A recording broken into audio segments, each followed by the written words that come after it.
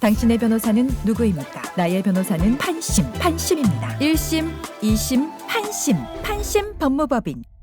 안녕하세요. 판심 법무법인 이광수 변호사입니다. 제가 어제 뉴스를 통해서 지난달 31일에 일어난 5호선 방화 사건에 대한 방송을 봤습니다. 그 전에 뉴스는 들었지만 실제 CCTV가 복원돼서 틀어지는 걸 보니까 상당히 충격적이었는데요. 이 사건에 대해서 법적인 쟁점이 뭔지 간단히 살펴보도록 하겠습니다. 처음에 경찰은 사건에 대해서 현존 전차 방화 치상과 철도 안전법 위반으로 입건을 했습니다. 그런데 검사는 여기에다가 살인미수죄를 추가해서 기소를 한 것으로 언론 보도가 됐습니다. 이 내용을 법조문을 통해서 살펴보면 사람이 탑승하여 운행 중인 철도 차량에 불을 놓아서 소유한 자에 대해서는 거기에 대한 형사처벌은 무기징역 또는 5년 이상의 징역에 처하게 되어 있습니다. 다음으로 현주 건조물 방화 부분인데요. 불을 놓아서 사람의 주거로 사용하거나 사람이 현존하는 건조물, 기차, 전차, 자동차, 선박, 항공기 등에 대해서 불태운 자는 무기 또는 3년 이상의 징역에 처하게 되어 있습니다. 그리고 이렇게 불을 태워서 사람을 상해에 이르게 한 자는 무기 또는 5년 이상의 징역에 처하고 사망에 이르게 한 경우에는 사형 무기 또는 7년 이상의 징역에 처하도록 되어 있습니다. 본건 같은 경우는 여러 사람이 타고 있는 지하철에 불을 놓아서 다행히 사람이 사망에 이르진 않았지만 여러 사람이 상해를 입은 것으로 되어 있습니다. 그렇다면 이 사안의 경우에는 사람이 현존하는 전차에 불을 놔서 사람을 상해에 이르게 한 경우이기 때문에 무기 또는 5년 이상의 징역에 처하게 됩니다. 그러면 아까 살펴본 대로 철도안전법과 형법의 경우가 형량이 같습니다. 즉 무기 또는 5년 이상의 징역인데요. 검찰은 이 사안의 중대성을 감안해서 살인미수로 죄명을 추가했습니다. 그 차이는 뭐냐면 살인미수는 결국은 살인죄와 같습니다. 형량이. 다만 미수기 때문에 법적으로 감경을 할 수 있을 뿐이죠. 형법은 사람을 살해한 경우에는 사형, 무기 또는 5년 이상의 징역에 처하게 되어 있습니다. 차이점은 뭐냐면 사형이라는 엄한 처벌형이 들어가 있는 것이죠. 그래서 이 사안은 해당 가해자가 밀집한 사람이 많은 전동차에다 불을 놓을 때는 이거 사람이 경우에 따라 죽을 수도 있다는 그런 인식이 있었던 것으로 충분히 생각되기 때문에 살인 미수죄를 추가한 것으로 보이고 적정한 의의라고 생각이 됩니다. 결국은 방화라는 것은 모든 것을 떠나서 상당히 위험을 초래할 수 있는 범죄고 특히 사람이 현존하거나 집이나 이런 부분에 대한 방화는 더욱더 엄하게 처벌할 필요가 있습니다. 본건 같은 경우도 가해자가 나름대로 어떤 사유가 있어서 이런 끔찍한 어떤 행동을 한 것으로 되어 있지만 그런 부분을 감안하더라도 상당히 비난 가능성이 높다고 할 수 있겠습니다. 우리나라가 사형 제도는 있잖아요. 집행은 안 하고 있잖아요. 네. 그 댓글 같은 거 보면은 사형 안 하고 뭐하냐, 세금이 아깝다 이런 류의 반응이 많은데